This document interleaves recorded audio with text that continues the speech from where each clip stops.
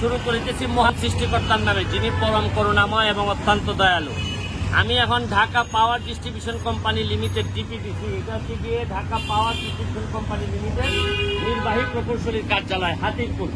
এইখানে দাঁড়াই আপনাদের সামনে দুইটা কথা বলতে চাই। এই যে এটা হচ্ছে আমার বাসার বিল, এই বিল দেখাইতে আসছিলাম যে কেন আমার বিরুদ্ধে এইরকম নির্যাতন চলতেছে।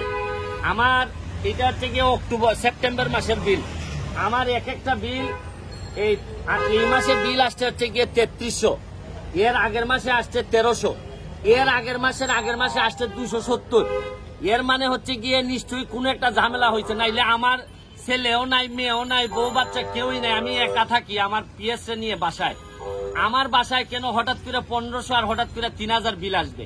কারণ বাংলাদেশের এটা শুধু আমার কথা না, এটা সারা বাংলাদেশের বিভিন্ন জায়গায় যেভাবে এই বিলের যে দুর্নীতি শুরু হয়েছে, আমি দুর্নীতি বলতে বাধ্য হচ্ছি, এখনো আমি ভিতরে যাই নাই।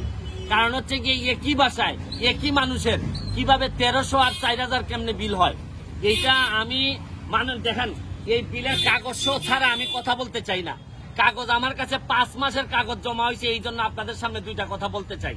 আবার কত বড় দেখেন, শেখ হাসিনার উদ্যোগ, ঘরে ঘরে বিদ্যুৎ, শেখ হাসিনার নাম ব্যবহার করে এরা এই বাটপারি শুরু করছে।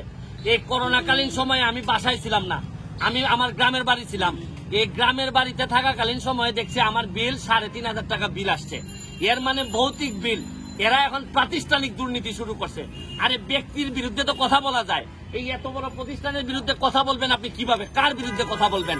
মাননীয় মন্ত্রীর দৃষ্টি আকর্ষণ করে বলছি, দেখেন আপনারা এই যে মানুষের যে দীর্ঘ নিঃশ্বাস, এই নেত্রীর নাম ব্যবহার করে, উপরে নেত্রীর নাম দিয়ে এই যে আপনারা ভৌতিক বিল দেওয়া শুরু করছেন, এইটা শুনেন। সকালবেলা উঠে যে গার্জিয়ান যে 1500 টাকার বিলের জায়গায় যে 3000 3500 টাকা বিল দেখে, তার জীবন তো এইভাবেই শেষ হয়ে যাচ্ছে।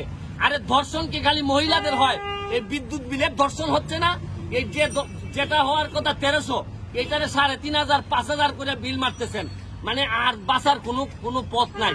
কারণ প্রাতিষ্ঠানিক দুর্নীতি যখন আপনি অবস্থান নিয়ে নেয়, তখন আমাদের যারা জনগণ আছে, জনগণের 12টা বেজে।